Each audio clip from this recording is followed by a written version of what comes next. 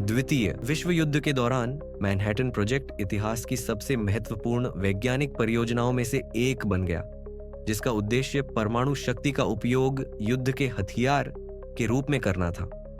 परमाणु बम के पीछे मुख्य प्रेरक शक्ति के रूप में अक्सर संयुक्त राज्य अमेरिका को याद किया जाता है, लेकिन यह विशाल परियोजना वास्तव में एक सहयोगी प्रयास थी। ब्रिटिश सरकार, यूनाइटेड किंगडम और उसके सहयोगी देशों के प्रमुख वैज्ञानिकों के साथ परमाणु सिद्धांत को वास्तविकता में बदलने में एक महत्वपूर्ण भूमिका निभाई।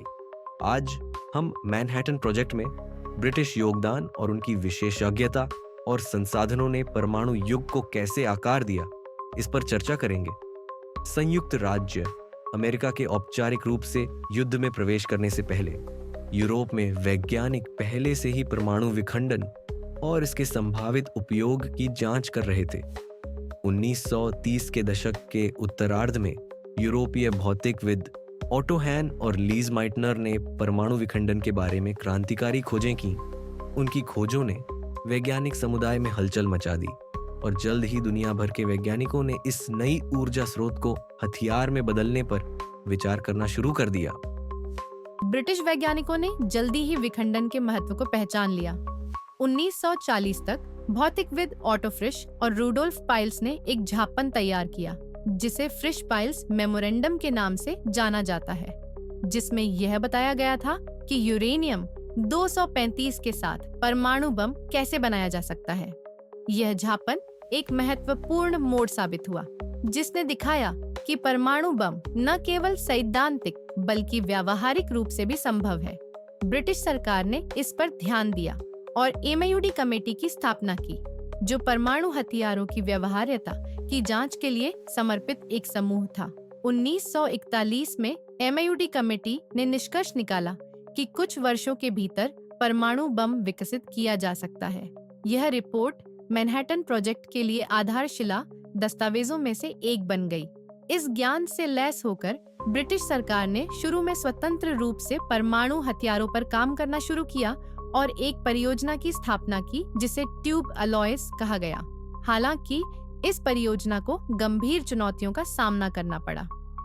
ब्रिटेन के संसाधन सीमित थे, क्योंकि उसके कई वैज्ञानिकों और धन को चल रहे युद्ध प्रयासों की ओर मोड़ दिया गया था। इसे पहचानते हुए ब्रिटिश सरकार ने संयुक्त राज्य अमेरिका से संपर्क किया, यह आशा करते हुए कि संसाधनों और ज्ञान को मिलाया जा सके।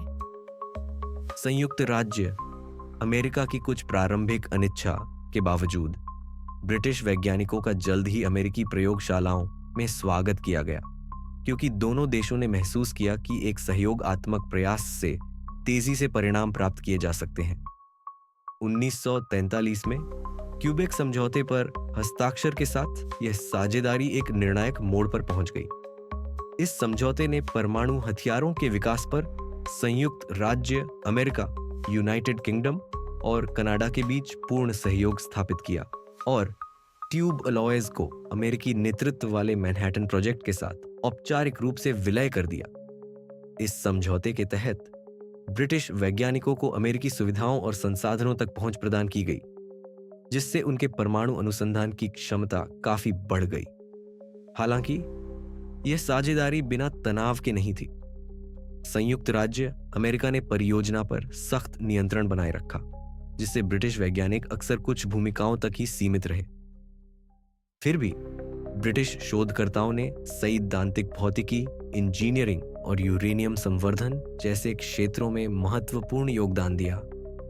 कई ब्रिटिश वैज्ञानिक मैनहट्टन प्रोजेक्ट के महत्वपूर्ण व्यक्तित्व बन गए।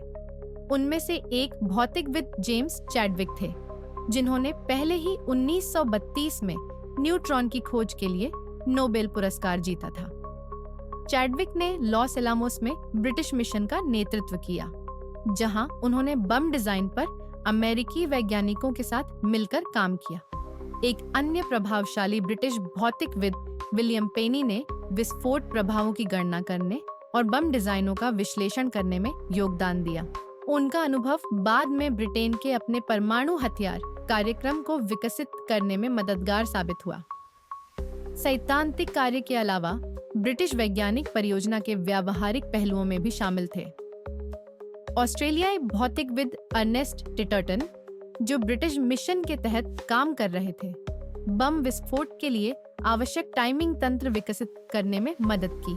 जर्मनी में जन्मे भौतिकविद क्लॉस फुट्स, जो नाजियों से बचकर आए थे, विस्फोट तकनीकों के पीछे सैद्धांतिक गणनाओं में एक मूल्यवान योगदान करता थे। हालांकि फुट्स बाद में सोवियत संघ के लिए जासूस बनने और बम के बारे में महत्वपूर्ण जानकारी लीक करने के लिए बदनाम हो गए।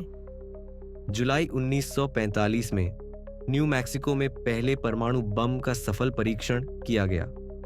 ट्रिनिटी परीक्षण ने वर्षों के अंतर्राष्ट्रीय सहयोग, वैज्ञानिक प्रतिभा और युद्धकालीन तत्परता का समापन चिह्नित किया। हालांकि हिरोशिमा और नागासाकी पर बम के उपयोग को लेकर गहरे विवाद हैं, लेकिन परमाणु ऊर्जा की क्षमता को साकार करने में ब्रिटिश वैज्ञानिकों का योगदान महत्वपूर्ण था। युद्ध के बाद क्यूबेक समझौते के बाद युद्धकालीन परमाणु सहयोग का वादा समाप्त हो गया, क्योंकि संयुक्त राज्य अमेरिका ने 1946 के परमाणु ऊर्जा अधिनियम की शुरुआत की। इस अधिनियम ने परमाणु प्रौद्योगिकी तक पहुंच को प्रतिबंधित कर दिया और ब्रिटेन को अमेरिकी परमाणु अनुसंधान से प्रभावी रूप से बाहर कर दिया गया। इस झटके के बावजूद ब्रिटिश वैज्ञानिकों ने मैनहट्टन प्रोजेक्ट से प्राप्त ज्ञान का उपयोग अपने स्वयं के परमाणु हथियार कार्यक्रम को शुरू करने के लिए किया, जिससे 1952 में ब्रिटिश परमाणु बम के सफल परीक्षण का मार्ग प्रशस्त हुआ। आज मैनहट्टन प्रोजेक्ट में ब्रिटिश योगदान अक्सर अमेरिकी विकास की व्यापक कथा के पीछे छिपा हुआ है। फिर भी ब्रिटिश वैज्ञानिकों के योगदान के बिना यह परियोजना अपने ऐतिहासिक निष्कर्ष तक नहीं पहुंच पाती। मैनहट्टन प्रोजेक्ट इतिहास में अभूतपूर्व वैज्ञानिक सहयोग का एक क्षण प्रस्तुत करता है, जो हमें संकट के समय में तकनीकी प्रगति के वादे और खतरे दोनों की याद दिलाता है।